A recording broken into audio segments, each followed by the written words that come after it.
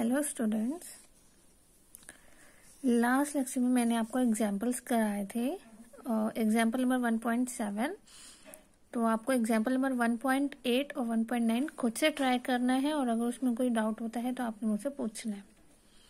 आज हम अपना नेक्स्ट टॉपिक करेंगे, that is your control chart for attributes. देखो, इससे पहले मैंने आपको कंट्रोल चार्ट फॉर वेरिएबल्स कराए थे।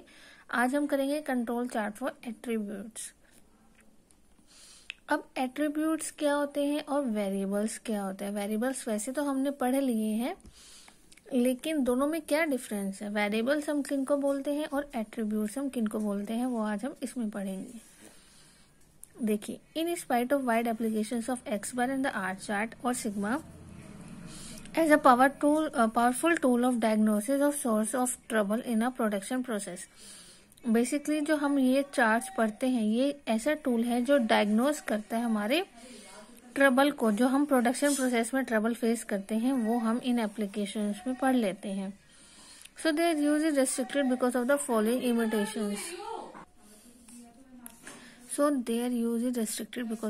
लिमिटेशंस। इनके यूज कुछ रेस्ट्रिक्टेड है, हमारे कुछ ऐसी टर्म्स हैं, कुछ वैल्यूज हैं या कुछ कंडीशंस हैं जिनकी वजह से हम इन चार्ट्स को रेस्ट्रिक्टेड भी कर सकते हैं। जैसे फर्स्ट पॉइंट है, they are the chart for variables only. ये हमारे से वेरिएबल्स के लिए हैं। वेरिएबल्स क्या होते हैं, यानी कि जो क्वालिटी कैरेक्टरिस्टिक्स होती हैं जिनको हम मेजर कर सकते हैं और जिनको हम एक्सप्रेस कर सकते हैं अपने नंबर्स में, यानी कि जिन क्वालिटी को हम मेजर कर सकते हैं और एक्सप्रेस कर सकते हैं अपने नंबर्स में, उनको हम वेरिएबल्स बोलते हैं। ठीक है, जिनको हम नंबर्स में एक्सप्रेस नहीं कर सकते उनको हम एट्रीब्यूट्स बोलते हैं। ठीक है, सेकेंड पॉइंट है हमारा, in certain situation they are impracticable and uneconomical. कुछ हमारी ऐसी कंडीशंस होती है, कुछ ऐसी सिचुएशंस होती हैं जिसमें वो इनप्रैक्टिसेबल होते हैं, यानी कि जो कुछ कर ही नहीं सकते हैं, और अनइकोनॉमिकल होते हैं, यानी कि अनइकोनॉमिकल यानी कि जिनको हम कंसिडर ही नहीं कर सकते हैं। फॉर एग्जाम्पल, जैसे देखिए, if the number of measurable characteristic each of which could be possible candidate for X bar in the R chart is too large. जैसे मान लीजिए अगर हमारे पास जो भी हमने मेजर किए हैं नंबर ऑफ मेजरेबल कैरेक्टरिस्टिक, वो हमारे एक्स बार और आर चार्ट के लिए बहुत ज्यादा है। जैसे मान लीजिए हमने 30,000 किए हैं, तो ऑब्वियसली 30,000 को तो हम कंट्रोल चार्ट पे नहीं प्लॉट कर सकते हैं ना, नहीं चेक कर सकते हैं।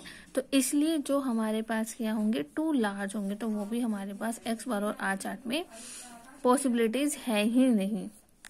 सो as an alternative to X bar in the R chart, तो इसके लिए हम इनका एक ऑल्टरनेट लेकर चलते हैं, that is your control chart for attributes which can B use for quality characteristic. जिसको हम किस लिए यूज करते हैं, क्वालिटी कैरेक्टरिस्टिक के लिए यूज करते हैं। और उसमें हमारे पास क्या क्या चीजें हो सकती है, जैसे which can be observed only as attributes by classifying an items as defective और नॉन डिफेक्टिव। यानी कि एट्रीब्यूट्स में हम क्या करते हैं, इसमें हम सिर्फ ये पता करते हैं कि हमारे जो आइटम्स हैं कितने डिफेक्टिव हैं और कितने डिफेक्टिव नहीं हैं। That is conforming to specification और नॉट, कि हमें कंफर्म करते हैं कि वो हमारे स्पेसिफिकेशन तक के हैं या नहीं है। जैसे हम एक स्पेसिफिकेशन लिमिट अपने आप से एक डिसाइड करते हैं, तो क्या वो हमारे कंफर्मिंग है वहां तक के लिए या फिर कंफर्मिंग नहीं है। Second one is which are actually observed as attributes even though they could be measured as variable. For example, go and no go, gauge, test, result. यानी कि एट्रीब्यूट्स में हम बेसिकली क्या करते हैं, हम अपना मेजर करते हैं अपने वेरिएबल्स को। उसमें हमारे पास क्या होगा, go and no go, cause.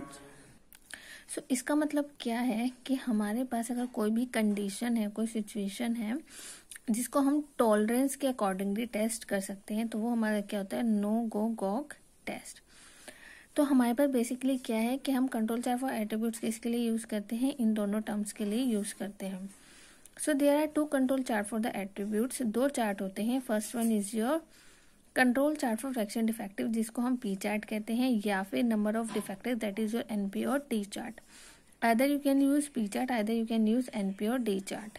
Second होता है हमारा control chart for the number of defective per unit, that is your C chart. तो ये दोनों चार्ट्स हैं हमारे, जो हमने अभी फर्दर आगे स्टडी करने हैं। ठीक है, चलिए अब सबसे पहले आज हम इस लेक्चर में पी चार्ट पढ़ेंगे, control chart for the fraction defective of P chart. देखो, पी चार्ट हमारा बेसिकली क्या होता है।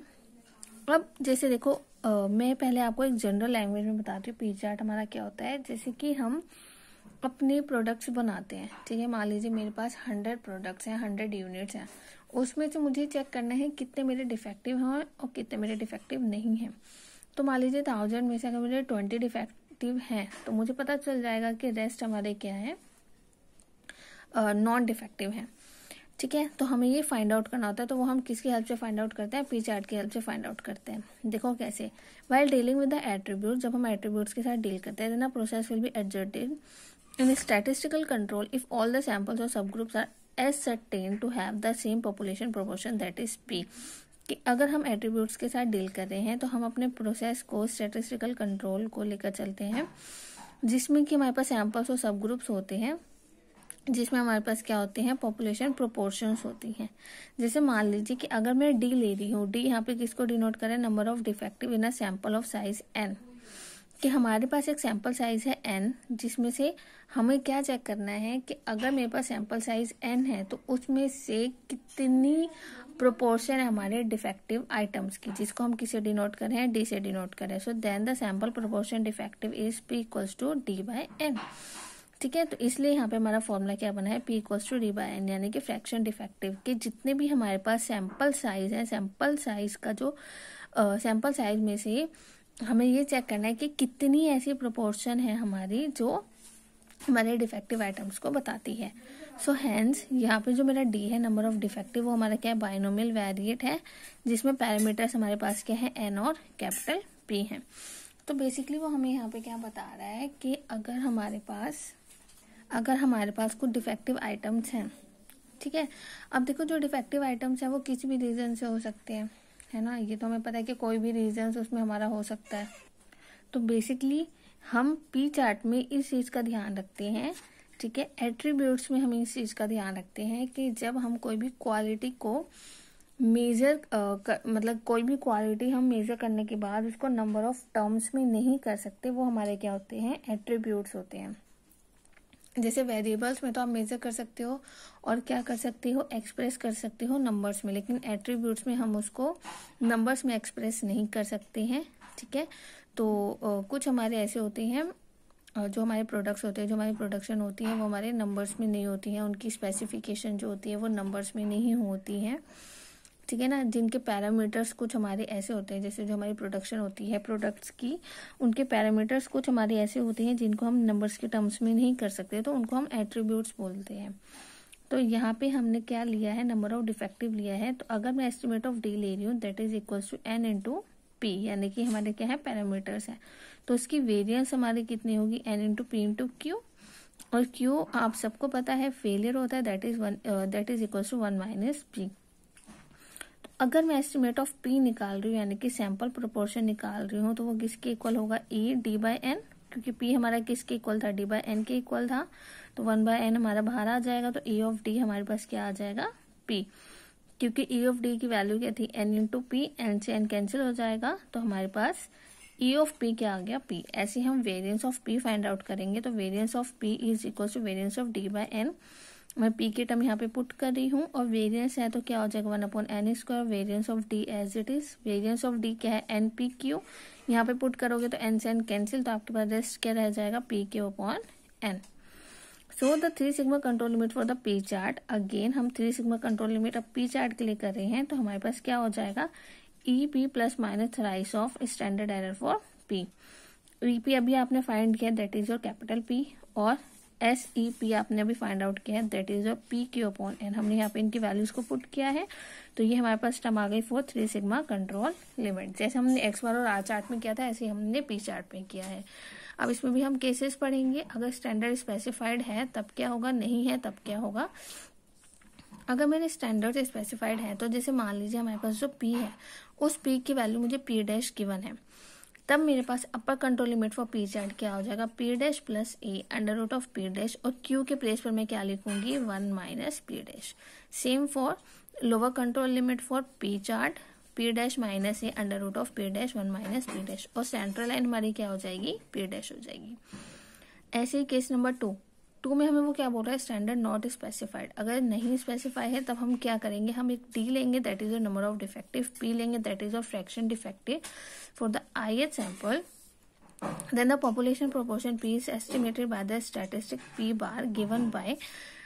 तो हम क्या करेंगे, अगर स्टैंडर्ड हमें नहीं गिवन है तो हमने यहाँ पे क्या किया, अपने एक स्टैटिस्टिक ली दैट इज जो P बार। तो P बार के लिए हम फॉर्मूला क्या लगाएंगे, summation of DI divided by summation of NI। ठीक है, सो समीशन ऑफ DI हमने अभी यहाँ पर देखो ये पढ़ा था ना, P equals to D by N। तो अगर मैं इसकी क्रॉस मल्टीप्लाई करती हूँ तो क्या हो जाएगा, D equals to P into N। तो वही मैंने यहाँ पर क्या किया, D की वैल्यू को पुट किया है। तो N से N कैंसिल, तो मेरे पास क्या लेफ्ट रह जाएगा PI। So it may be marked here that P bar is an unbiased estimate of P since. अगर मैं इसको एस्टिमेट निकालूं तो मेरे पास क्या आ जाएगी, ये वाली टर्म, और एस्टिमेट ऑफ DI हमारे पास क्या आ जाएगा, समीशन ऑफ NIP कैंसिल हो जाएगा, तो लेफ्ट क्या रह जाएगा P। So in this case upper control limit आपके पास ये वाली टर्म होगी और lower control limit for P chat आपके पास ये वाली टर्म होगी। सेंट्रल लाइन हमारे पास ये होगी। सो अपर कंट्रोल लिमिट में हमारे पास क्या होगा, P bar plus A under root of P bar 1 minus of P bar. यहाँ पे बस लोअर कंट्रोल लिमिट में आपके पास क्या आ जाएगा, माइनस का साइन। तो ये आपके पास क्या है डियर, ये आपका सारा P चार्ट है। ठीक है, और आज आपको इस लेक्चर में बस इतना ही, आपने P चार्ट तक अपने सारा टॉपिक पढ़ना है और कहीं पर भी किसी को कोई भी डाउट होगा तो आपने मुझसे पूछना है। सेकेंडली, जो हमारे एट्रीब्यूट्स होते हैं स्टूडेंट्स, वो हमारे सिर्फ एक चार्ट पर ही ड्रॉ किए जाते हैं।